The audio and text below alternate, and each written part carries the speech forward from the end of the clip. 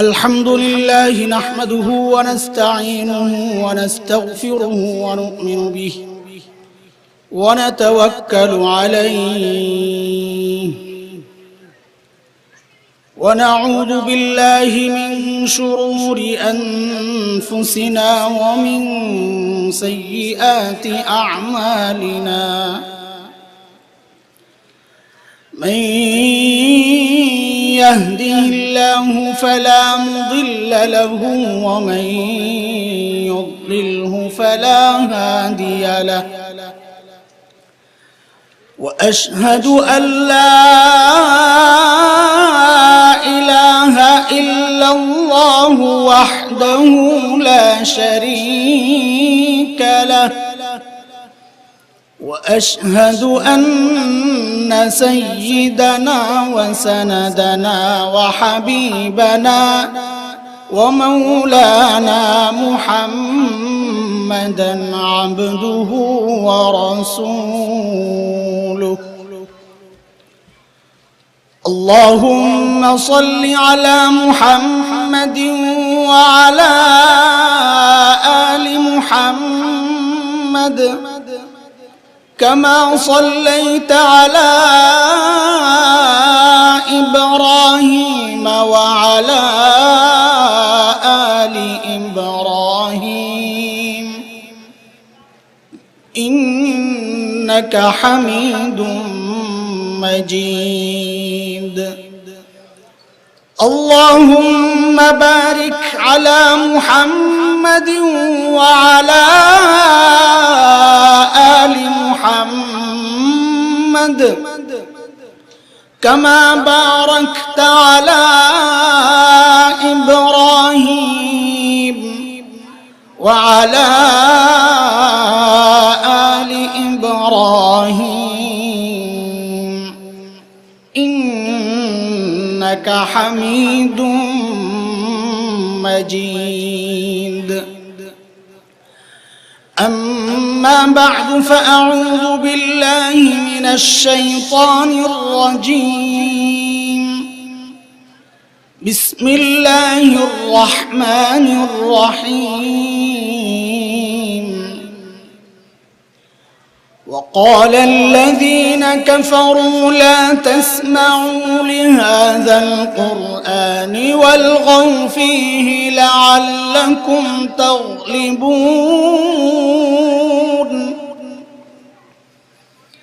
فلنذيقن الذين كفروا عذابا شديدا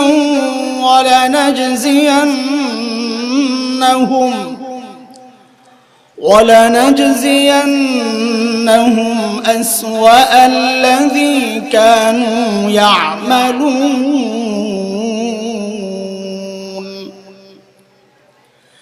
ذلك جزاء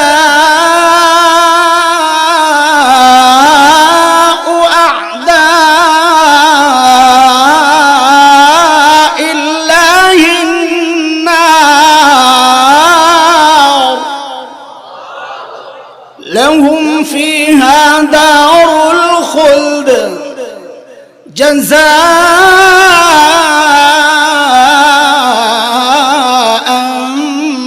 بما كانوا بآياتنا يجحدون آمنت بالله صدق الله العلي العظيم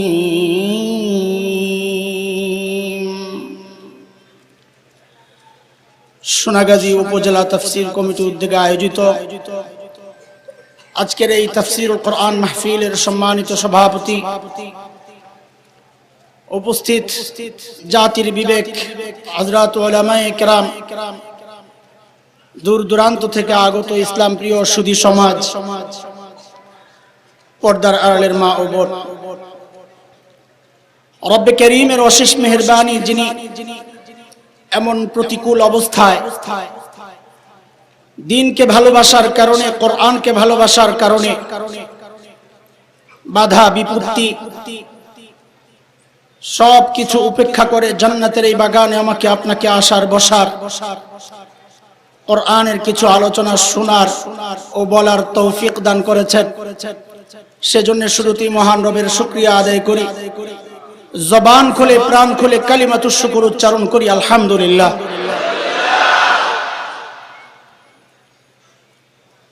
মুহতারাম হাজরিন,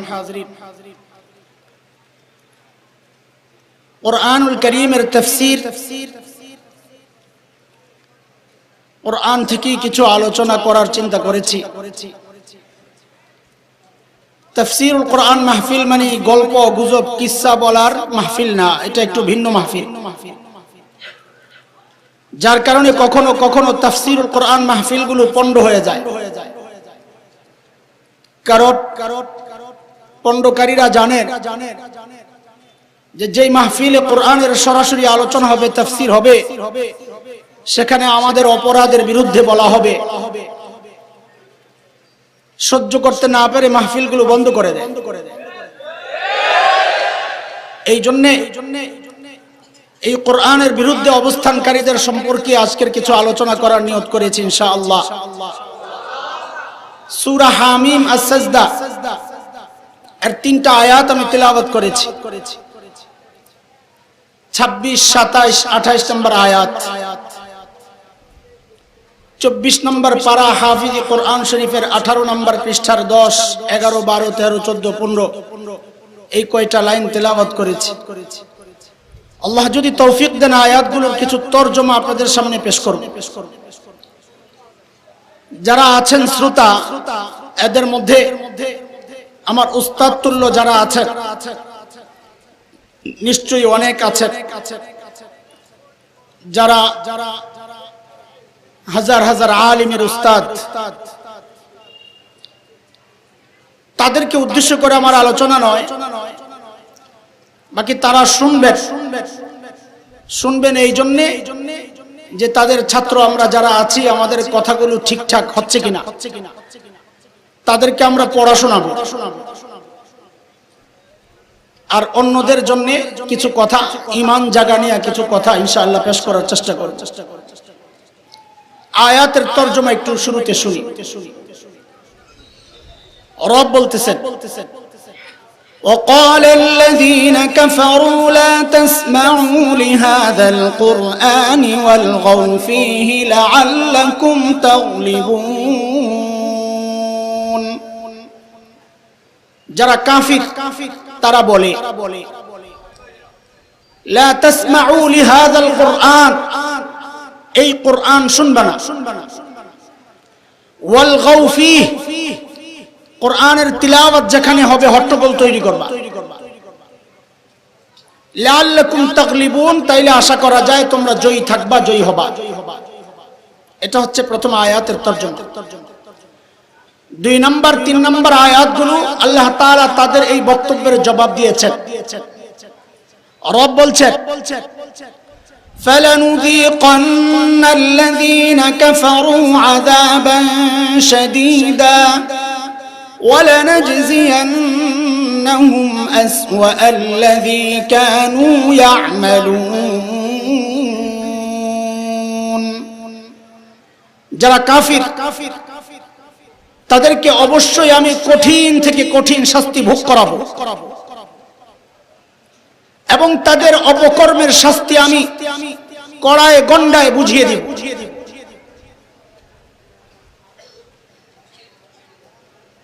আর এই শাস্তি হচ্ছে 3 নম্বর আয়াত, যালিকা জাযাউ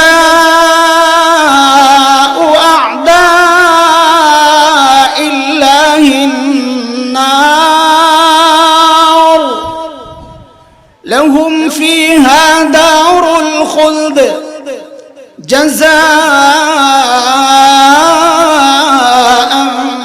বিমা কানু বিআয়াতিনা ইয়াজহাদুন।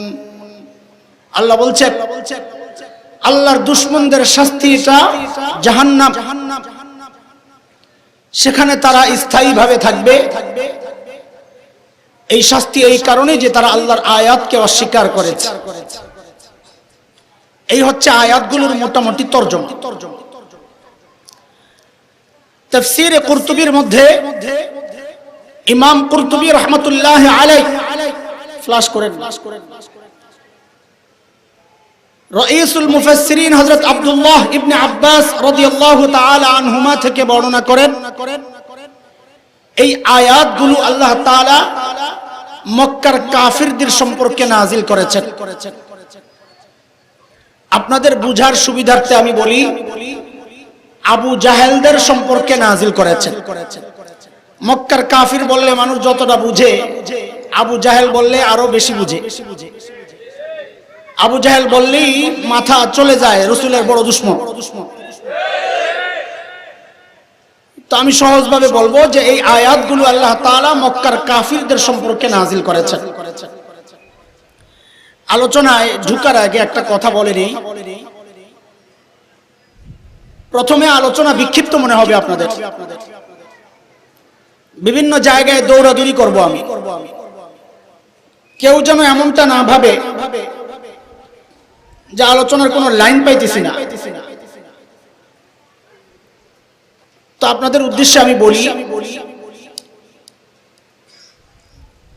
একজন বেড়াইতে গেছে এক জায়গায়, তো মেজবান বাজারে যাবে, তো মেহমান বলে যে তোমাদের বাজারটা দেখার জন্য আমিও যাব, সোনাগাজী বাজারে কি কি পাওয়া যায়।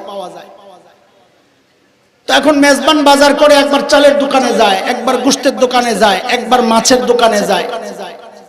তো মেহমান জিজ্ঞেস করে, আরে ভাই তুমি বাজার করবা ঠিক আছে, কিন্তু এত দোকানে ঘুরো কেন? তো মেজবান কি জবাব দিবে? মেজবান জবাব দিবে, ভাই আমি এত দোকানে ঘুরি কি ঘুরি না এটা তোমার বিষয় না, তুমি দেখবা দস্তরখানে খানা ঠিক আছে কিনা। তো শুরুতে আমি কিছুক্ষণ আপনাদেরকে নিয়ে বাজারে ঘুরবো, এই দোকান থেকে কিছু, ওই দোকান থেকে কিছু, ওই দোকান থেকে কিছু। কেউ যেন এই প্রশ্ন না করে যে চারিদিকে কেন ঘুরতেছে। ভাই এটা বিষয় না, আপনি শেষ অপেক্ষা করেন, আপনাকে অবশ্যই অবশ্যই ইনশাআল্লাহ দস্তরখানে বসানো হবে, তখন খানা একসাথেই পাবেন ইনশাআল্লাহ। কিন্তু শুরু থেকে একটু মনোযোগ লাগবে, বাজারে আবার হারায় যায় না। বাজারে অনেক গলিমুলি আছে, আমি যাব এক গলি দিয়ে, আপনি যাবেন আরেক গলি দিয়া, তাইলে কিন্তু হারায় যাবে। রাজি আছি ইনশাআল্লাহ? আল্লাহ কবুল করেন। মাশাআল্লাহ, ইনশাআল্লাহর জোর আছে। উলামায়ে কেরামের মেহনতের নূর চমকায় ইনশাআল্লাহর মধ্যে। বহু এলাকা আছে বইলা ইনশাআল্লাহ বলানো যায় না, বলে যে মনে হয় যেন 4 দিন ধরে ভাত খায় না। আর উলামায়ে কেরামের মেহনত যেই এলাকায় হয়, ওই জায়গায় ইনশাআল্লাহ সুবহানাল্লাহর আওয়াজের স্টাইলই ভিন্ন। আলহামদুলিল্লাহ। বলতেছিলাম মক্কার কাফির আবু জাহেলদের বক্তব্য মূল দুইটা। এক নম্বর বক্তব্য হচ্ছে এই কোরআন শুনবা না। 2 নম্বর বক্তব্য হচ্ছে কেউ শুনতে চাইলে হট্টগোল তৈরি করবা, মানে সোজা কথা কাউকে শুনতেও দিবা না। মূল বক্তব্য কয়টা? এক হচ্ছে নিজে শুনবা না, আরেক হচ্ছে কাউকে শুনতে দিবা না। মুহতারাম, মূলত এই বক্তব্যটা আবু জাহেলদের না, মূলত বক্তব্যটা মিস্টার ইবলিসের। কেন? কারণ ইবলিসের চূড়ান্ত টার্গেট হচ্ছে বান্দাকে আল্লাহ থেকে বিচ্ছিন্ন করা।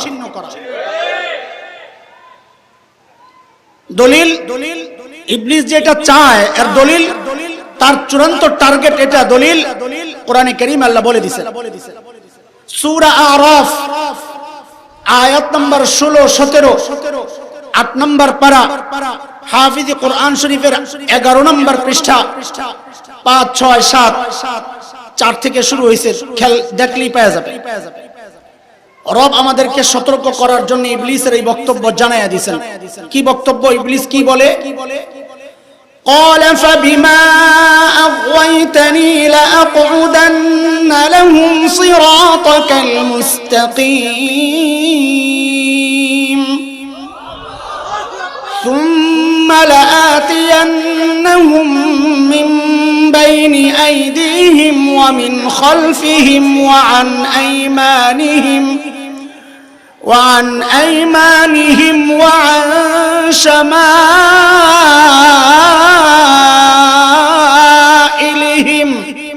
ولا تجد أكثرهم شاكرين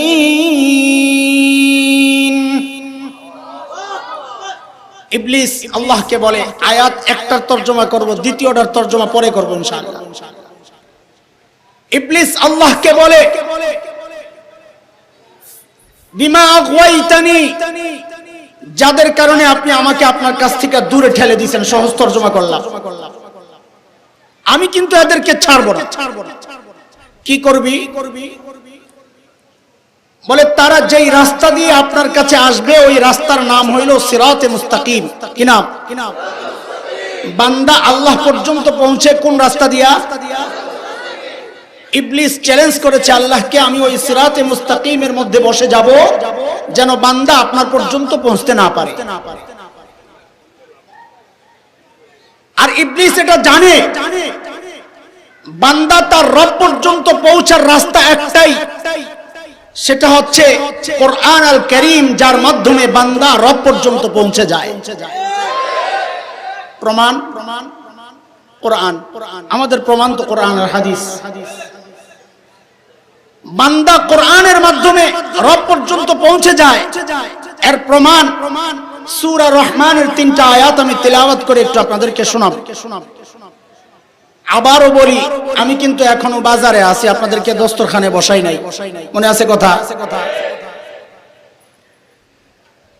মজলিস সুন্দর করার জন্য কাজ তো চলবে, কথা চলবে না। কথা চলবে একজনের, কাজ জরুরত মতো সবার চলতে পারে, কিন্তু কথা চলবে কোনো ডিরেকশন নাই। একজন কথা বলছে, এই ভাই চুপ করে, এইটাও বলবো না, এটা আরেক সমস্যা। আরেকজনকে চুপ করাইতে যাইও মজলিস নষ্ট করা হয়, এটা করব না ইনশাআল্লাহ। একদম খামোশ হয়ে যায়, চুপচাপ। সূরা রহমান, রব্বে কারীম বলেন, আর রহমান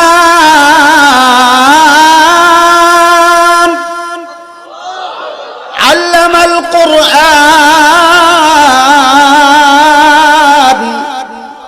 খালাকাল ইনসান।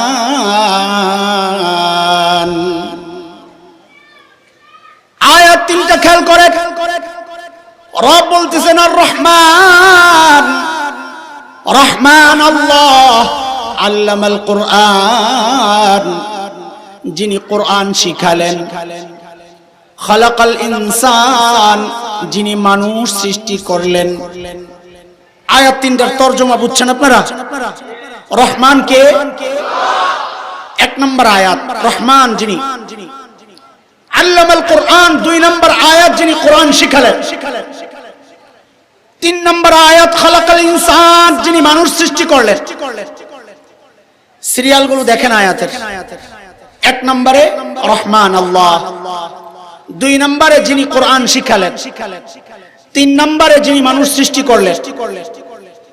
দেখেন তো সিরিয়ালগুলো ঠিক আছে কিনা। আল্লাহ তাআলা মানুষ, আমাকে আর আপনাকে মানুষ হিসাবে দুনিয়ায় আগে পাঠাইছেন, না আমরা দুনিয়ায় আসার আগেই কোরআন শিখছি? কথা বলেন। কেউ কি আছেন মার পেট থেকে কোরআন শিক্ষা আসছেন? কেউ আছেন? হাত তোলেন। থাকলে আপনি আসেন, আপনার চেহারা দেখি। আজকে ওয়াজ বাদ, আপনার চেহারা দেখলেই তো বহুত সওয়াব হবে। আসেন কেউ? বুঝা গেল আমি মানুষ হিসাবে দুনিয়ায় আগে আসি, তারপর কোরআন শিখি। অথচ আল্লাহ তাআলা ওই সিরিয়াল বলেন নাই। আল্লাহ বলতেছেন আমি কোরআন শিখাইছি, তারপর বলতেছেন মানুষ সৃষ্টি করছি। মানুষ সৃষ্টির ব্যাপারটা সিরিয়ালে 2 নম্বরে, কোরআন শিক্ষা পরে। অথচ আল্লাহ বর্ণনার সময় মানুষ সৃষ্টির ব্যাপার আনলেন আগে, কোরআন শিক্ষার ব্যাপার আনলেন আগে, মানুষ সৃষ্টির ব্যাপার নিলেন 3 নম্বরে। সিরিয়ার এই আকপিস আল্লাহ তাআলা কেন করলেন, এটা আগে বুঝেন। মুহতারাম হাজরিন, মুফাসসিরিনে কেরাম তো অনেক ব্যাখ্যা করেছেন, অত সময় নাই। একটা ব্যাখ্যা দিব আমাদের আলোচনা সামনে আগায় নেওয়ার জন্য, আর একটা ব্যাখ্যা দিব একটু আপনাদেরকে বোঝানোর জন্য। প্রথম ব্যাখ্যা, সিরিয়াল উলটপালট কেন হইল? আল্লাহ তাআলা বলতে চাচ্ছেন, বান্দা 2 নম্বরে কোরআন শিক্ষার ব্যাপার কেন আনলেন? মানুষ সৃষ্টির ব্যাপার 3 নম্বরে কেন নিলেন?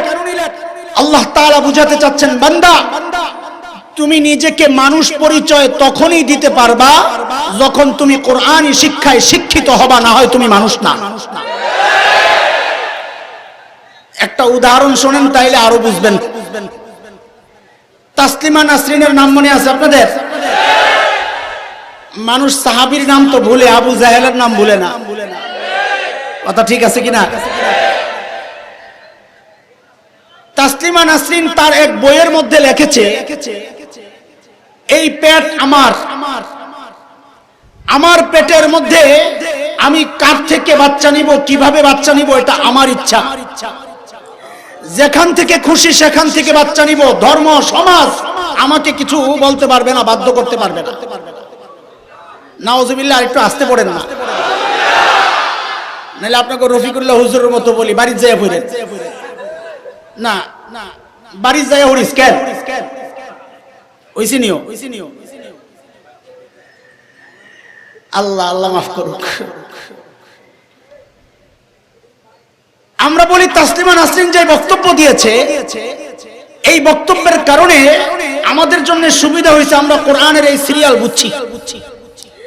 আল্লাহ যে বলেছেন কোরআনী শিক্ষা না থাকলে সে মানুষ না, তাসলিমা নাসরিন এটা ব্যাখ্যা করে আমাদেরকে বুঝাইয়া দিছে। কেন? কারণ যেখান থেকে খুশি সেখান থেকে পেটের মধ্যে বাচ্চা গ্রহণ করা এটা মানুষের চরিত্র না, এটা কুত্তার চরিত্র।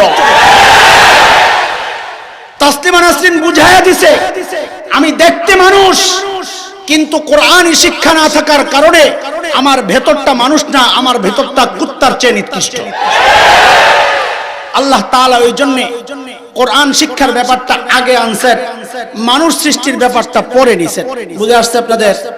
আলহামদুলিল্লাহ। 2 নম্বর ব্যাখ্যা, আয়াতগুলো একটা একটা সিরিয়াল লাগান। উপরে আর রহমান, মাঝখানে আল্লামাল কোরআন, নিচে খালাকাল ইনসান। শব্দ 3টা, রহমান রহমান। 2 নম্বর আয়াতে কোরআন, 3 নম্বর আয়াতে ইনসান। রব বলছেন, বান্দারে আমি আল্লাহ রহমান উপরে, তুমি ইনসান নিচে। আমি রহমানের রহমত যদি তুমি ইনসান পর্যন্ত আনতে চাও, রাস্তা একটাই, কোন তন্ত্র মন্ত্র, কোন ইজম কাজ আসবে না।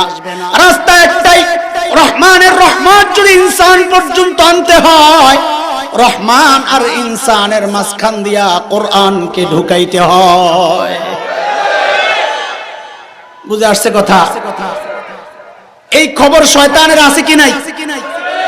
আরে একবার আসে একবার যায়। আরে কিও ভাই, আপনারা বৈশা পড়েন না, কষ্ট হইতেছে, ঠিক আছে বৈশা পড়েন, লড়ালড়ি করেন না, মনোযোগ নষ্ট হয়ে গেল তো। আলহামদুলিল্লাহ, চুপ, খামোশ হয়ে যায়, একদম খামোশ। এই পর্যন্ত আনলাম কোন কথা? যে বান্দা আল্লাহর সাথে সম্পর্ক করার রাস্তা একটাই, মাঝখান দিয়া কোরআন ঢুকাইতে হয়। এই জন্য শয়তানের চূড়ান্ত টার্গেট হচ্ছে, যেহেতু বান্দাকে আল্লাহ থেকে বিচ্ছিন্ন করা, আর তার পথ পদ্ধতি কোনটা? বলে বান্দাকে আল্লাহ থেকে বিচ্ছিন্ন করার একমাত্র পদ্ধতি হচ্ছে, পন্থা হচ্ছে, সেটা হচ্ছে মানুষকে কোরআন থেকে দূরে সরাইয়া দাও, মানুষ অটোমেটিক আল্লাহ থেকে বিচ্ছিন্ন হয়ে যায়। কিন্তু দোস্ত, শয়তান বড় বাটপার। বাটপার কোনদিন মানুষকে এক পদ্ধতিতে ধোঁকা দেয় না। বাটপারের ধোঁকার পদ্ধতি ভিন্ন ভিন্ন, এবং শয়তান যে এক পদ্ধতিতে ধোঁকা দিবে না, এই কথা শয়তান নিজেও বলেছে। ওই যে আমি আয়াত একটা রেখে আসছিলাম, বলছি তরজমা পরে করব। সূরা আরাফের 17 নম্বর আয়াত, ওই আয়াতের মধ্যে শয়তান এই চ্যালেঞ্জ করেছে, আমি এক পদ্ধতিতে ধোঁকা দিব না। শয়তান বলে, সুম্মা লাআতিয়ান্নাহুম মিন বাইনি আইদিহিম ওয়া মিন খালফিহিম ওয়া আন আইমানিহিম ওয়া আন শামাইলিহিম। আল্লাহকে শয়তান বলে, মাবুদ আমি এক পদ্ধতিতে ধোঁকা দিব না, আমি সামনে দিয়ে হামলা করব, পিছন দিয়ে হামলা করব, ডানে হামলা করব, বাম দিয়ে হামলা করব। মুফাসসিরিনে কেরাম বলেন এর অর্থ হচ্ছে শয়তান মানুষকে এক পদ্ধতিতে ধোঁকা দিবে না, শয়তান নানান পদ্ধতিতে মানুষকে ধোঁকা দিয়া তারপর রব থেকে বিচ্ছিন্ন করবে, এটা শয়তানের টার্গেট। আল্লাহ তাআলা আমাদের উপর কত রহম করছেন। শয়তান যে এক পদ্ধতিতে ধোঁকা দেয় না, এগুলা আবার উদাহরণ দিয়ে আমাদেরকে আল্লাহ তাআলা দেখায় দিয়েছেন। এই দেখ দেখ, শয়তান মানুষকে এক পদ্ধতিতে ধোঁকা দেয় না। আবারও আপনাদেরকে আলোচনার সাথে যুক্ত করার জন্য বলছি, আমি কিন্তু এখনো বাজারে আছি, মনে আছে? অলিতে গলিতে আমার পিছনে পিছনে থাকেন, নাইলে কিন্তু হারায়া যাবেন। এই সূরা আরাফ একই পৃষ্ঠায় 11 নম্বর পৃষ্ঠা 20 এবং 21 নম্বর আয়াতে রব্বে করিম এই উদাহরণ দিয়ে দিয়েছেন। কিসের উদাহরণ? মনে রাখতে হবে কিসের উদাহরণ। শয়তান এক পদ্ধতিতে ধোঁকা দেয় না, মনে আছে কথা? রব বলতেছেন, শুনেন, فوسوس لهما الشيطان ليبدي لهما ما وري عنهما من سوآتهما وقال ما نهاكما ربكما عن هذه الشجرة إلا أن تكونا ملكين أو تكونا من الخالدين وقاسمهما إني لكما لمن الناصحين।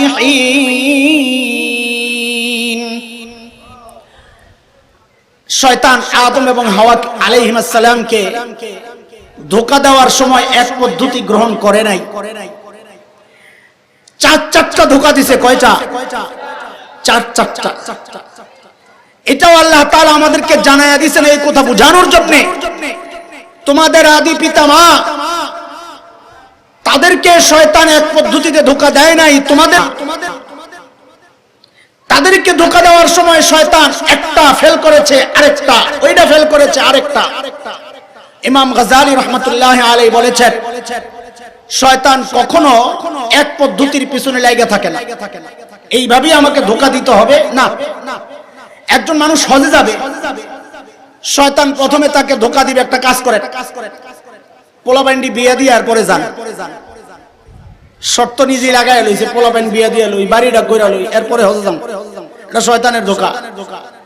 শয়তান যখন দেখলো এই পদ্ধতি কাজ হয় নাই, বেটা টাকা জমা দিয়ে দিছে, এইবার হজে যাওয়ার আগে শয়তান মাথার মধ্যে ঢুকাইয়া দিছে যে আপনি যে চলে যাবেন, আপনি এত বড় মানুষ, চেয়ারম্যান সাহেব, এমপি সাহেব, সবাই তো জানলো না আপনি হজে যাচ্ছেন, একটা কাজ করেন, পত্রিকায় একটা বিজ্ঞপ্তি দিয়ে দেন, অমুক হজে যাচ্ছে, সময় স্বল্পতার কারণে দেখা করে যাইতে পারে নাই, সবার কাছে দোয়া প্রার্থী।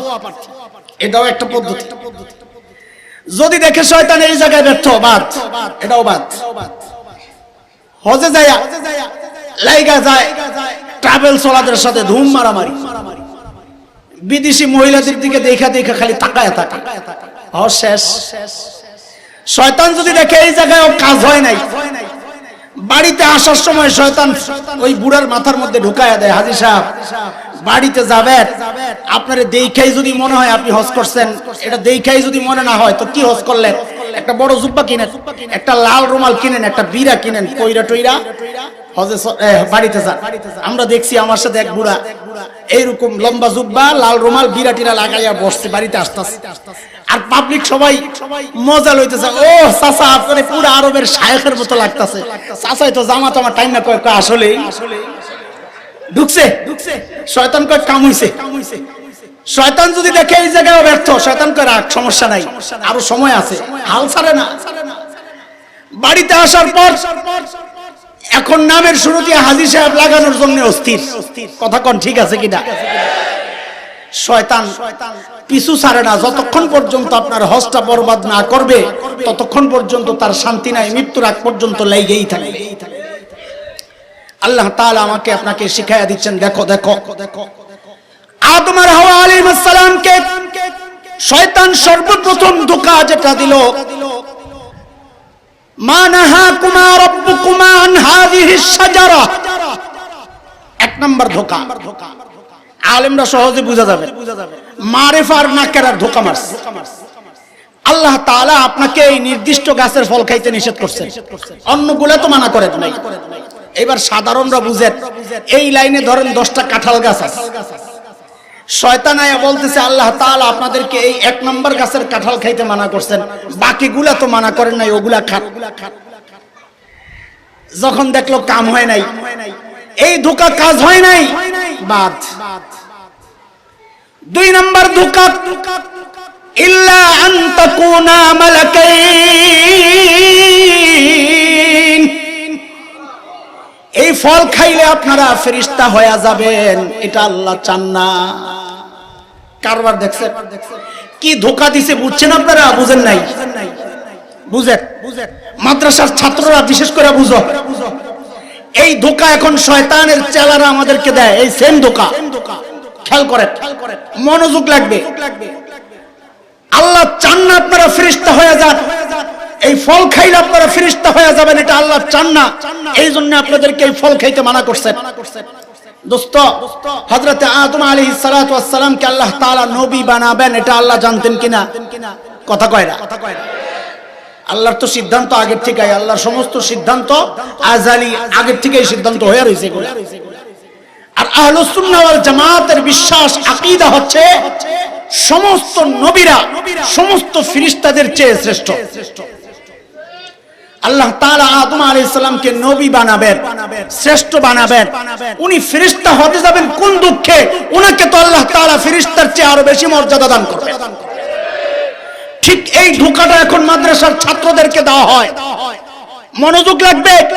এই মাদ্রাসার ছাত্ররা মাদ্রাসায় পড়া হীনমন্যতায় ভুইগো না। আজকে ধোঁকা দেওয়া হচ্ছে, বিশেষ করে কওমি মাদ্রাসা সম্পর্কে শয়তানের ওই ধোঁকাটা খোলস পাল্টায়া, লেবেল পাল্টায়া, প্যাকেট পাল্টায়া নতুন করে ওই একই ধোঁকা মাদ্রাসার ছাত্রদেরকে দেওয়া হচ্ছে। কি সেটা? সেটা হচ্ছে মাদ্রাসার সিলেবাসের মধ্যে সংস্কার দরকার। কেন?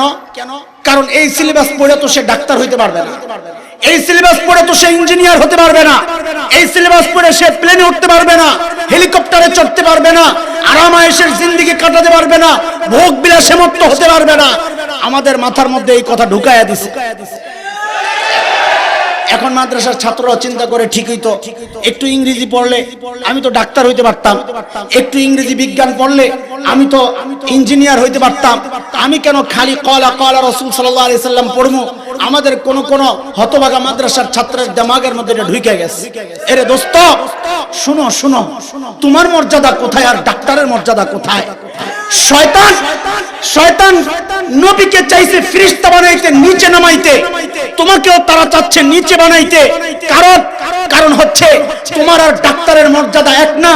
রাসূল বলেছেন খায়র সাল্লাল্লাহু আলাইহি সাল্লাম, খায়রুকুম মান তাআল্লামাল কুরআনা ওয়া আল্লামা, কোরআনের ছাত্র, কোরআনের শিক্ষক গোটা জাহানের মধ্যে সর্বশ্রেষ্ঠ মানুষ। তুমি ডাক্তার হতে যাবা কোন দুঃখে? তুমি ইঞ্জিনিয়ার হতে যাবা কোন দুঃখে? হ্যাঁ, ডাক্তার একটা জরুরি পেশা।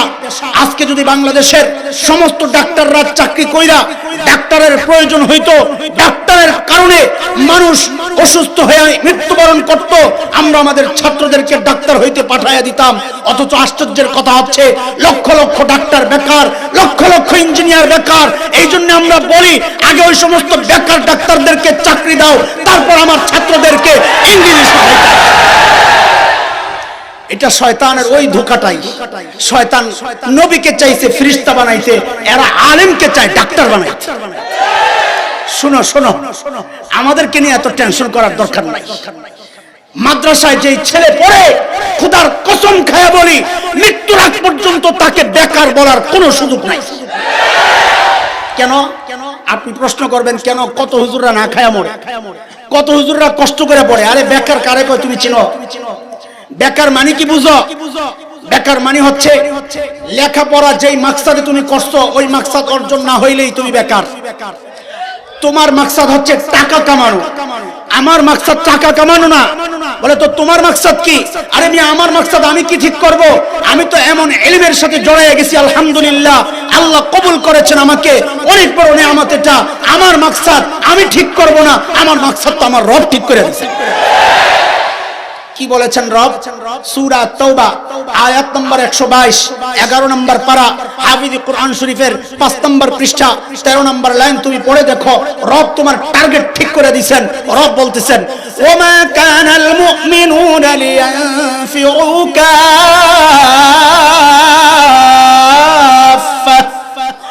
فلولا نفر من كل فرقة منهم طائفة ليتفقهوا في الدين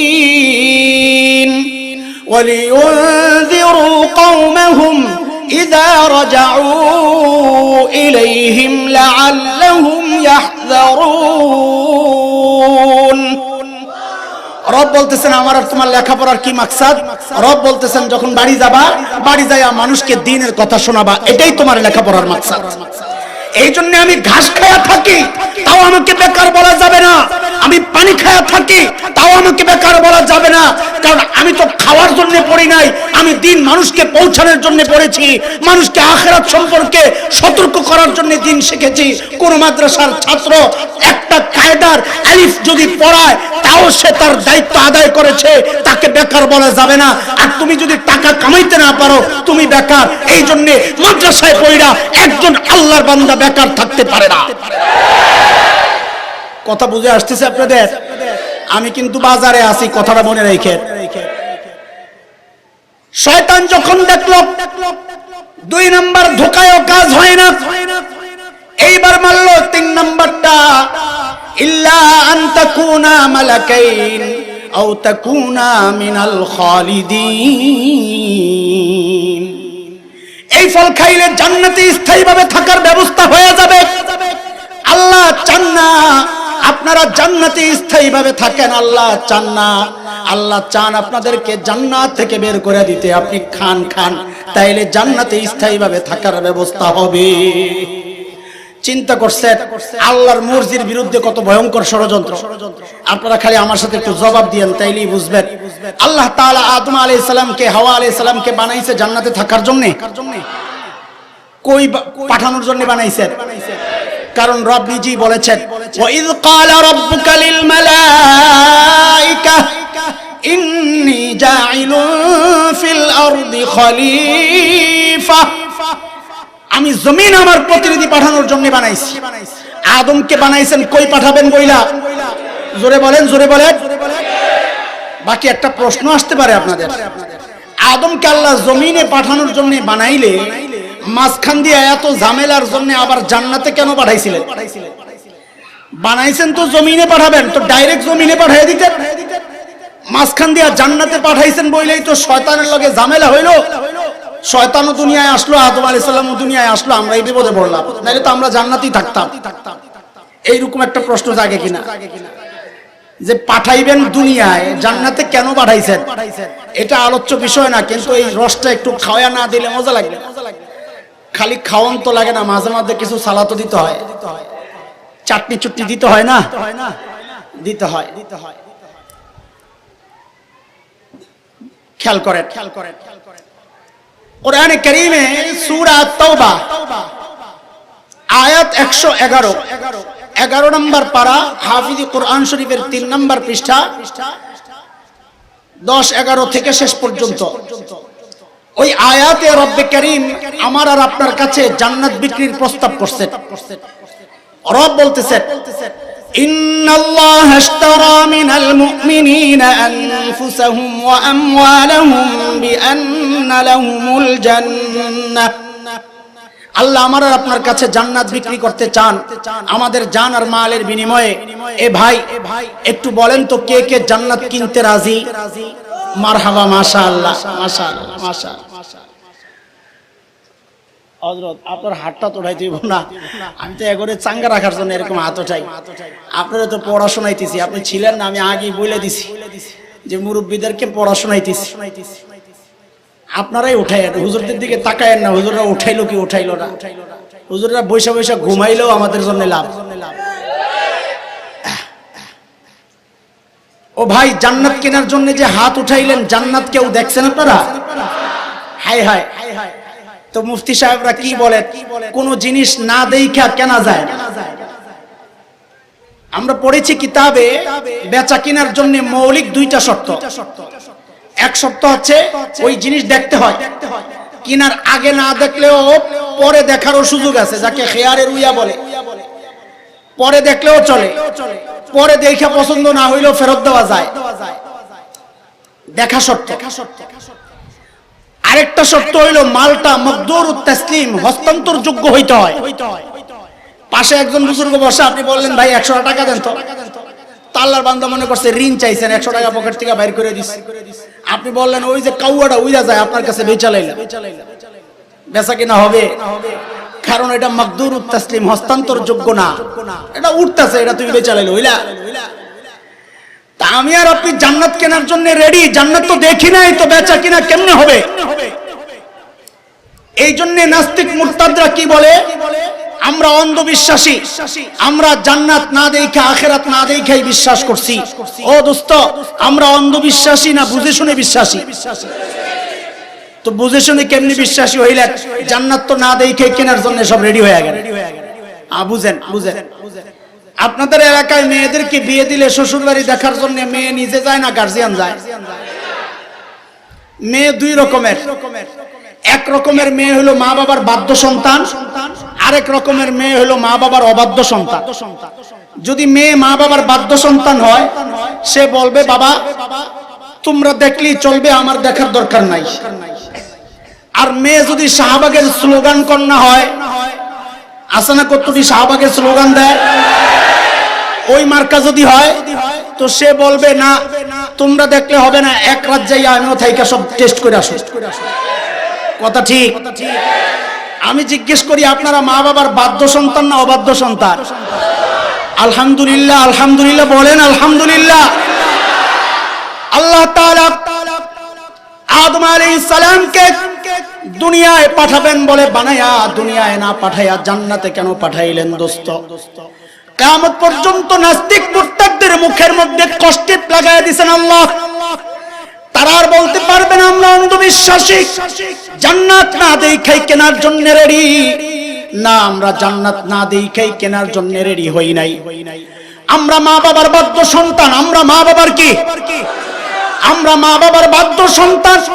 আমাদের বাবা আদম জান্নাত দেখেছেন, আমাদের মা হাওয়া জান্নাত দেখেছেন, আমাদের আর দেখার দরকার নাই। তোরা মা বাবার অবাধ্য সন্তান, তোকে দেখার দরকার আছে, আমগো দেখার দরকার নাই। আমরা কবুল করে নিছি আলহামদুলিল্লাহ। ইবলিস যখন দেখলো এই 3 নাম্বার ধোঁকাও কাম হয় না, এইবার ধর্ম ব্যবসায়ী সাইজা গেল। ধর্ম ব্যবসায়ী বুঝে চূড়ান্ত সময়ে যায় হুজুর হয়ে যায়। বাংলাদেশে দেখবেন নির্বাচন আসলে এক শ্রেণীর মানুষ টুপি টাপি লাগাইয়া হাসান বসরি হয়ে যায়, আরেক শ্রেণীর মানুষ ঘুমটা ঘুমটা দিয়া হিজাব টিজাব লাগাইয়া রাবেয়া বসরিয়া হয়ে যায়। আমরা চিনি এগুলা। এরা হলো ধর্ম ব্যবসায়ী, ধর্ম নিয়ে ব্যবসা করে। কথা কোন ঠিক কিনা? এইবার ইবলিস ধর্ম ব্যবসায়ী হয়ে গেছে, টুপি টাপি লাগাইয়া কয় অকাসামাহুমা ইন্নী লাকুমা লামিনান নাসিহিন। আমারে ভুল বুঝলেন, আমি আপনাদের হিতাকাঙ্ক্ষী। আল্লাহর কসম খায়া কই, আল্লাহর কসম খায়া কই, আমারে ভুল বুঝেন না, আমি আপনাদের হিতাকাঙ্ক্ষী। যখন আল্লাহর কসম খাইছে, আদম আলাইহিস সালাম কইলা গেছেন, হাওয়া আলাইহিস সালাম কইলা গেছেন, ফল দিছে খায়া ফেলছে। এটা আমার আলোচ্য বিষয় না, এটা বাজার করতেছি। কি কথা এখান থেকে বের করলাম? ইবলিস মানুষকে এক পদ্ধতিতে ধোঁকা দেয় না। এইবার চলেন আমাদের পিছনে আলোচনায় চলে যাই। টেবিলে চলেন, টেবিলে খানা রেডি। শুরুতে বলেছিলাম আবু জাহেলদের বক্তব্য দুইটা। 1 নম্বর বক্তব্য লা তাসমাউ লিহাযাল কুরআন। 2 নম্বর বক্তব্য ওয়াল গাউফি। 1 নম্বর বক্তব্য কোরআন শুনবা না, 2 নম্বর বক্তব্য কাউকে কোরআন শুনতেও দিবা না।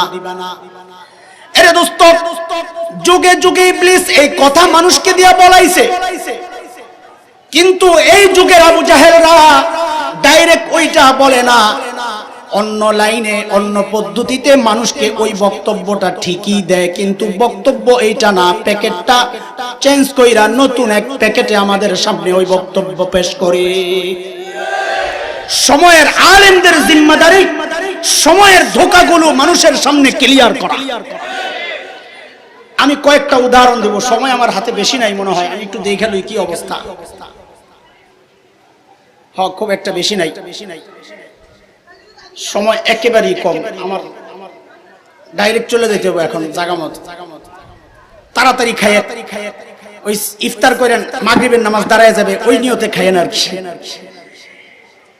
আমি এক দুইটা ধোঁকা বর্তমান যুগে মানুষকে কোরআন থেকে দূরে সরানোর ইবলিসের যে চক্রান্ত, এক দুইটা বইলেই ছেড়ে দিবে, বেশি সময় নেওয়া যাবে না। একটা ধোঁকা বুঝা, বর্তমান বাংলাদেশে এক নতুন ফিতনা চালু হয়েছে, সেটা হচ্ছে মাদ্রাসায় পড়ে নাই, একাডেমিক শিক্ষা নাই, ইসলামী শিক্ষা। ডাক্তার ছিল, ইঞ্জিনিয়ার ছিল, সেনাবাহিনীর বড় কর্মকর্তা ছিল, সচিব ছিল, অবসর গ্রহণ করেছেন। এখন কি করবেন? এখন কোরআন গবেষণা শুরু করছে। ভালো কথা, কোরআন গবেষণা করবে, কিন্তু গবেষণা করতে করতে এখন তারা নিজেদেরকে কোরআনের গবেষক ভাইবা আকাবির আসলাফদের যে ব্যাখ্যা, ওই ব্যাখ্যা বাদ দিয়া নতুন নতুন মাসআলা প্রসব করে, আর নতুন নতুন ব্যাখ্যা আমাদের সামনে প্রসব কইরা উম্মতকে এক বিভ্রান্তির জালে, বেড়া জালে তারা আটকায়া মানুষকে আলেমদের থেকে বিচ্ছিন্ন করা এবং কোরআনের অপব্যাখ্যা দিয়া মানুষকে বিভ্রান্ত করার নতুন এক চক্রান্ত চালু হয়ে গেছে। ওই সমস্ত টাই মুহাদ্দিস, নাম কি? টাই মুহাদ্দিস আর টাই মুফাসসির চিনেন আপনারা? অভাব নাই সমাজ। এদের মধ্যে একটা গ্রুপ এখন নতুন একটা ফতোয়া প্রসব করেছে, কোরআন অর্থ না বুঝা পড়লে কোনো সওয়াব হয় না। এই ফতোয়াটা শুনছেন আপনারা? আগে বুঝেন, কোরআন অর্থ না বুঝা পড়লে সওয়াব হয় কি হয় না, এটা আগে একটু বুঝেন। হাজারো দলিল আছে উলামায়ে কেরামের সামনে, আমি একটা সংক্ষেপ ছোট্ট দলিল দেই সাধারণের বুঝার জন্য। আল্লাহ রাসূল সাল্লাল্লাহু আলাইহি সাল্লাম বলেছেন, মান ক্বারাআ হারফাম মিন কিতাবিল্লাহ ফালাহুল হাসানাহ ওয়াল হাসানাতু বিআশরি আমসালিহা। যে ব্যক্তি কোরআনের একটা অক্ষর পড়বে তার জন্য 10 নেকি। সুবহানাল্লাহ, আরো আসতে পড়েন না। অক্ষর একটা পড়লে কয় নেকি? এই হাদিসের মধ্যে আল্লাহ রাসূল সাল্লাল্লাহু আলাইহি ওয়াসাল্লাম ব্যাখ্যা দিচ্ছেন, আমি বলি না আলিফ লাম মিম একটা হরফ, এটা আমি বলি না, বরং আলিফ একটা হরফ, লাম একটা হরফ, মিম একটা হরফ। কয়টা হরফ হইলো? আমার সাথে সাথে আপনারা বলেন, ফতোয়া আপনারাই দিবেন। তাইলে আলিফ পড়লে কয় নেকি, লাম পড়লে কয় নেকি, মিম পড়লে কয় নেকি? এইবার একসাথে বলেন, আলিফ লাম মিম পড়লে কয় নেকি? রাসূল সাল্লাল্লাহু আলাইহি ওয়াসাল্লাম বললেন, আলিফ লাম মিম পড়লে কয় নেকি? ও দোস্ত, এইবার তাদেরকে জিজ্ঞেস করেন, আপনারা বললেন অর্থ না বুঝা কোরআন পড়লে সওয়াব হয় না, রাসূল বলতেছেন আলিফ লাম মিম পড়লে 30 নেকি। আমাদেরকে একটু আলিফ লাম মিমের অর্থটা কইয়া দেন তো। কথা বুঝেন নাই? মুফাসসিরিনে কেরাম বলেন, আল্লাহু আ'লামু বিমুরাদিহি বিযালিক। আলিফ লাম মিম হরফে মুকাত্তাআত যেগুলো আছে, আলিফ লাম মিম, আলিফ লাম মিম রা, আলিফ লাম রা, হা মিম আইন সিন কফ, কাফ হা ইয়া আইন সাদ তাহা, এইরকম যতগুলো আছে এগুলোর অর্থ আল্লাহ ছাড়া কেউ জানে না। অথচ রাসূল বলতেছেন কয় নেকি? তো অর্থ না জানাই তো 30 নেকি পাইলাম। আল্লাহ রাসূল বলতেছেন অর্থ না বুঝা পড়লেও 30 নেকি। আপনি বলেন অর্থ না বুঝা পড়লে সওয়াব হবে না। এখন আপনাদের প্রশ্ন, হুজুর এই বক্তব্য দিয়া মানুষকে কোরআন থেকে কিভাবে দূরে সরানো হচ্ছে? আপনার খবর নাই, বাংলাদেশের 95% মানুষ কোরআন শরীফের অর্থ জানে না। যখন তাকে এই ফতুয়াটা গেলানো যাবে, অর্থ না বুঝা পড়লে কোরআন সওয়াব হয় না, সে মনে করবে যেহেতু আমি অর্থ পারি না, কোরআন পড়ারও দরকার নাই। তাইলে এই ফতুয়া দিয়া 95% মানুষকে কোরআন থেকে দূরে সরানোর চক্রান্ত চলছে। এত সোজা না, এত সোজা না। উলামায়ে কেরাম, উলামায়ে দেওবন্দ মরে যায় নাই। মানুষকে কোরআন থেকে বিচ্ছিন্ন করবা, আলেমদের থেকে বিচ্ছিন্ন করবা, খোদার কসম রক্তের বিনিময়ে প্রতিহত করা হবে ইনশাআল্লাহ। একটা উদাহরণ দিলাম। 2 নম্বর উদাহরণটা শোনার আগে আমার সাথে একটু কথা বলতে হবে। এই মজমার মধ্যে ধানির শীষে ভোট দেয় এমন কোন মানুষ তো নাই। হায় হায় কই, তাইলে দাড়িপাল্লায় ভোট দেয়, এটা তো প্রশ্নই আসে না, এটা হুজুর গপ। দাড়িপাল্লাও আছে। নৌকায় ভোট দেয় একজনও নাই, তাও আছে। মাশাআল্লাহ। তাইলে বোঝা গেল এই সামিয়ানার নিচে যারা আসছে তাদের কোনো মার্কা নাই। তাদের একটাই মার্কা, সেটা হচ্ছে লা ইলাহা ইল্লাল্লাহু মুহাম্মাদুর রাসূলুল্লাহ। কথা ঠিক? কাজী এখানে আমার বক্তব্য থেকে কেউ রাজনীতির গ্রান বের করার চেষ্টা করেন না আল্লাহর ওয়াস্তে।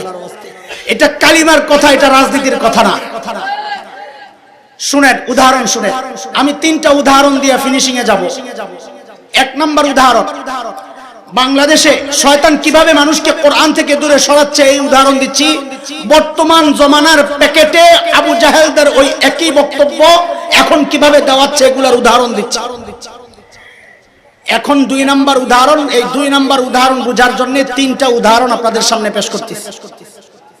1 নম্বর উদাহরণ, বাংলাদেশের বিভিন্ন দিবসগুলো যেগুলো স্বাধীনতার সাথে সম্পৃক্ত, 16ই ডিসেম্বর, 26শে মার্চ, অথবা ভাষা আন্দোলনের সাথে সম্পৃক্ত 21শে ফেব্রুয়ারি, এই দিবসগুলোতে স্কুল কলেজ বন্ধ থাকে। স্কুল কলেজের মধ্যে আমরা ইদানিং দেখছি বিভিন্ন ক্রীড়া প্রতিযোগিতা হয়। প্রতিযোগিতার মধ্যে এখন একটা ইভেন্ট থাকে, সেটা হচ্ছে যেমন খুশি তেমন সাজো। আছে কিনা? বাচ্চারা যার যার মতো সাইজা অডিয়েন্স এবং বিচারকদের সামনে পারফর্ম করে, তারা স্কোর দেয়, তারা নাম্বার দেয়, পুরস্কার বিতরণী পুরস্কার দেয়। নতুন একটা দৃশ্য আমরা ইদানিং দেখতে পাচ্ছি, সেটা হচ্ছে ওই যেমন খুশি তেমন সাজের মধ্যে ইদানিং দেখা যাচ্ছে 3-4টা বাচ্চাকে একসাথে কইরা একটা নাটক তৈরি করা হয়। এর মধ্যে ছোট্ট একটা মেয়েকে যুবতী মেয়ে সাজানো হয়, আর একটা ছেলেকে, ছোট্ট বাচ্চা ছেলেকে মৌলবী সাজানো হয়। তার মাথায় টুপি দেওয়া হয়, মুখে একটু দাড়ি লাগায় দেওয়া হয়, আর একটা মুরব্বির মতো সাজানো হয়। তারা বিচারকের সামনে যায় পারফর্ম করে, অভিনয় করে দেখায় কি ওই যে দাড়িওয়ালা টুপিওয়ালা হুজুর যেটা বাচ্চাটা, সে ওই যুবতী মেয়ের কাপড় ধরে টানতে চায়, আর ওই মুরব্বি বাঁচাইতে চায়, চিৎকার করে বাঁচাও বাঁচাও বলে। তারা কি দেখায়? এটা তারা দেখায়, এটা হচ্ছে মুক্তিযুদ্ধকালীন একটা চিত্র। মুক্তিযুদ্ধের সময় এই রাজাকারেরা এই সমস্ত যুবতী মা বোনদের ইজ্জত নষ্ট করেছিল। এই চিত্র তারা বিচারকদের সামনে পেশ করে। উদাহরণ নাম্বার 1। উদাহরণ নাম্বার 2, বাংলাদেশের টেলিভিশন সিনেমা নাটকগুলোতে এখন আমরা দেখি, সিরিয়ালগুলোতে দেখি, একজন গাদ্দার আর ভিলেন চরিত্রের থাকে, তার দ্বারা সমাজের সমস্ত নিকৃষ্ট কাজগুলো করানো হয়। দোস্ত, আমরা খেয়াল করি ওই গাদ্দার আর ভিলেনকে সাজানোর জন্য আর কারো সূরত পছন্দ হয় না। একটাই সূরত পছন্দ, যে ওই গাদ্দারের মাথায় একটা টুপি দিয়ে দেওয়া হয়, মুখে একটু দাড়ি লাগায়া দেওয়া হয়। কথা কোন ঠিক আছে কিনা? মানে বুঝাইতে চাচ্ছে সমাজের নিকৃষ্ট কাজগুলাই দাড়িওয়ালা টুপিওয়ালারাই করে, এটাই বুঝাইতে চাচ্ছে। 3 নম্বর উদাহরণ, খুব মনোযোগ দিয়ে শুনেন, কোথায় আছেন খবর নাই। 3 নম্বর উদাহরণ, 2013-এর 5ই ফেব্রুয়ারি ঢাকার শাহবাগে, আমি সায়েন্স ল্যাবরেটরি থাকি শাহবাগের খুব কাছাকাছি, 1-1.5 কিলো দূরত্ব। ঢাকার শাহবাগে যুদ্ধাপরাধীদের বিচার ত্বরান্বিত করার জন্য গণজাগরণ মঞ্চ বসলো, আপনাদের মনে আছে? গণজাগরণ মঞ্চের যে বক্তব্য, তার সাথে আমাদের কোনো দ্বিমত নাই। আমরাও জালিমের বিচার চেয়ে আসছি 1400 বছর আগের থেকে। আমরা চাই সমস্ত জালিমের বিচার হোক। বিপত্তি বাঁধলো কখন? যখন গণজাগরণ মঞ্চের আড়ালে কিছু কুলাঙ্গার নাস্তিক ব্লগার ফেসবুক ইউটিউব ব্লগের মধ্যে আল্লাহর নবী মুহাম্মদুর রাসূলুল্লাহ সাল্লাল্লাহু আলাইহি ওয়াসাল্লামকে নিয়ে নানা কটূক্তিমূলক কথাবার্তা লেখা শুরু করলো। আল্লামা আহমদ শফি হাফিজাহুল্লাহর নেতৃত্বে গোটা বাংলাদেশের তৌহিদি জনতা জ্বলে উঠল। গণজাগরণ মঞ্চ শেষ হয়ে গেল, শেষ হইল না, আবার জাগলো। এর কথা আমি বলতে চাচ্ছি না, ওইটা আমার আলোচ্য বিষয় নয়। আমি সময়টা মনে করিয়ে দিলাম আপনাদেরকে। 2013 5ই ফেব্রুয়ারি, ওই সময়ে উত্তাল যখন শাহবাগ, ওই সময়ে সায়েন্স ল্যাবরেটরি মোড়ে একটা ওভারব্রিজ আছে। ওই ওভারব্রিজ, আমি উত্তর দিক থেকে দক্ষিণ দিকে আসছি, আমার গন্তব্য দক্ষিণ দিকে। দক্ষিণ দিক থেকে এক যুবতী মা তার ছোট্ট একটা বাচ্চাকে নিয়ে আমাকে ক্রস করছে। ক্রস করার সময় আমি তাদের বেশভূষা দেখে বুঝেছি তারা শাহবাগ থেকে আসছে। বাচ্চার গালে জাতীয় পতাকা আঁকা, মাথায় পট্টি লাগানো জাতীয় পতাকার, হাতের মধ্যে উল্কি আগানো হইতেই পারে। মা তার ছোট্ট বাচ্চাকে গণজাগরণ মঞ্চে নিয়ে স্বাধীনতার চেতনা জাগানোর জন্য, মুক্তিযুদ্ধের চেতনা জাগানোর জন্য মা তার সন্তানকে যেখানে খুশি সেখানে নিতে পারে, এতে আমাদের কোনো আপত্তি নাই। এটা তাদের যার যার ব্যক্তিগত বিষয়। আমি যেটা বলতে চাচ্ছি, মা যখন আমাকে ক্রস করছে, ছোট্ট বাচ্চাকে শিখায়া দিচ্ছে। আই উইটনেস, কারো শোনা বক্তব্য আমি আপনাদেরকে শোনাচ্ছি না, আমার সাথে ঘটা ঘটনা শোনাচ্ছি। মা তার সন্তানকে শেখাচ্ছে, আমাকে দেখায়া দেখায়া বলো তুই রাজাকার, তুই রাজাকার, আমাকে রাজাকার বলার জন্য। ওরে দোস্ত, ওই বাচ্চাটা গণজাগরণ মঞ্চে তো গিয়েছে, রাজাকার এক খারাপ চরিত্র এটা জেনেছে, কিন্তু রাজাকার দেখতে কেমন, হাট্টি মাটিম টিম, তাদের খাড়া দুটো শিং, তারা মাঠে পারে ডিম, ওই রকম কোন জীবজন্তু কিনা এই বাচ্চা জানতো না। মা তার ছোট্ট বাচ্চাকে দেখায়া দিচ্ছে রাজাকার মানি হচ্ছে এই দাড়িওয়ালা, রাজাকার মানি হচ্ছে এই টুপিওয়ালা। এরে দোস্ত, আজকে রাজনৈতিক বক্তব্য দিচ্ছি না, তুমি রাজনীতির কর্মী হিসাবে আমার এই বক্তব্য যদি শোনা ভুল করবা, তুমি একজন ইমানদার হিসাবে আমার এই কথাটা নিরপেক্ষ অবস্থান থেকে একটু শোনো। আমি জিজ্ঞেস করতে চাই, আমি একটু বলতে চাই, 1971 মুক্তিযুদ্ধ ইসলামের বিরুদ্ধে হয়েছিল? না না, 1971 মুক্তিযুদ্ধ দাড়ির বিরুদ্ধে হয় নাই, 71 মুক্তিযুদ্ধ টুপির বিরুদ্ধে হয় নাই, 71 মুক্তিযুদ্ধ ইসলামের বিরুদ্ধে হয় নাই। আমরা ইতিহাস পড়েছি, ইতিহাস দেখেছি, মুক্তিযোদ্ধারা যে সমস্ত রাজাকারদেরকে ধরেছিল তাদের অধিকাংশের মুখের মধ্যে দাড়ি। মুক্তিযুদ্ধ জাদুঘরে দেখেছি আমরা, কয়েকদিন আগে, কয়েক বছর আগে আমরা দেখেছি মুক্তিযোদ্ধাদেরকে সম্মাননা ক্রেস্ট দেওয়া হয়েছিল। আলহামদুলিল্লাহ সুম্মা আলহামদুলিল্লাহ, অধিকাংশ মুক্তিযোদ্ধার মাথায় আমরা টুপি দেখেছি, মুখের মধ্যে দাড়ি দেখেছি। ওরে দোস্ত, ইতিহাসের ঐতিহাসিক বক্তব্য আমাদের জানা। 7ই মার্চে সোহরাওয়ার্দী উদ্যানে বঙ্গবন্ধু যেই বক্তব্য দিয়েছিলেন, রেসকোর্স ময়দানে যেই বক্তব্য দিয়েছিলেন, এবারের সংগ্রাম মুক্তির সংগ্রাম, এবারের সংগ্রাম স্বাধীনতার সংগ্রাম। রক্ত যখন দিয়েছি, রক্ত আরো দেব, তবু এদেশকে মুক্ত করে ছাড়বো ইনশাআল্লাহ।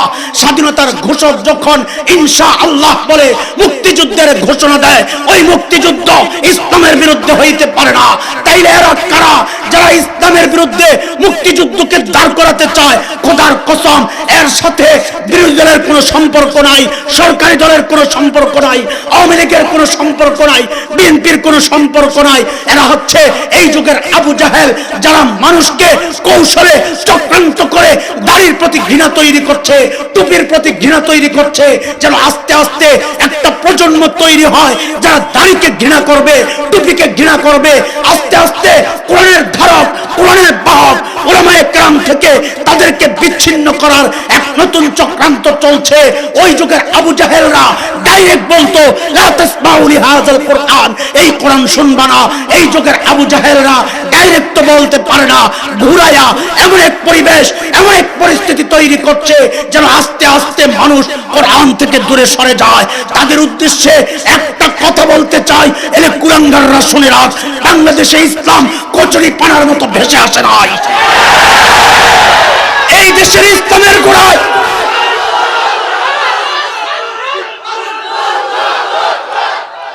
এই দেশের ইসলামের গোড়ায় শাইখুল হিন্দ মাহমুদ হাসান দেওবন্দির রক্ত পড়েছে। কথা বলেন ঠিক কিনা? এই দেশের ইসলামের গোড়ায় হাফিজ জি হুজুর রাহমাতুল্লাহ আলাইহির চোখের পানি পড়েছে। এই দেশের ইসলামের গোড়ায় কারি ইব্রাহিম রাহমাতুল্লাহ আলাইহির চোখের পানি পড়েছে। এই দেশ থেকে ইসলাম নিশ্চিহ্ন করার চক্রান্ত যদি কোন কুলাঙ্গার করে একটা কথা উচ্চারণ করে যায়, স্বাধীন চেতা মানুষ ৭১ দেশ স্বাধীন করার জন্য একবার মুক্তিযুদ্ধ করেছিল। দেশের থেকে ইসলাম হটিয়ে দেওয়ার চক্রান্ত যদি কোন কুলাঙ্গার করে, শুনে রাখ, ইসলাম জিন্দার জন্য, ইসলাম রক্ষার জন্য যদি আরেকটি যুদ্ধের প্রয়োজন হয়, আবারও যুদ্ধ হবে, আবারও যুদ্ধ হবে।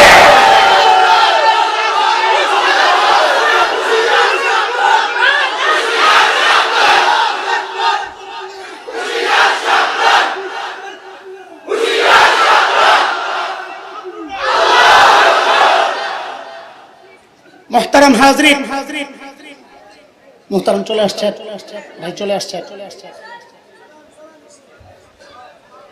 আমাদের ভাই, চলে আসছে। আমি আর কথা আগে বাড়াইতে পারবো না। আরো কিছু উদাহরণ।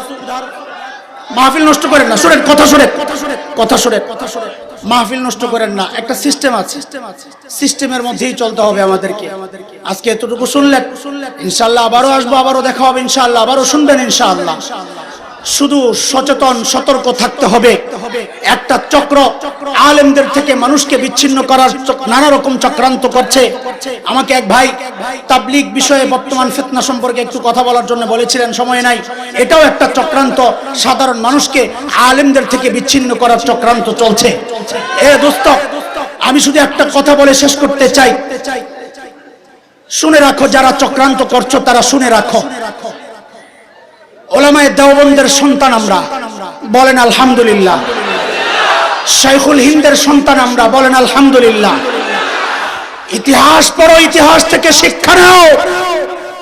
উলামায়ে দেওবন্দের রক্ত যখন ভারত উপমহাদেশের জমি স্পর্শ করেছিল, ব্রিটিশ লাল কুত্তারা এই দেশ থেকে পালাতে বাধ্য হয়েছিল।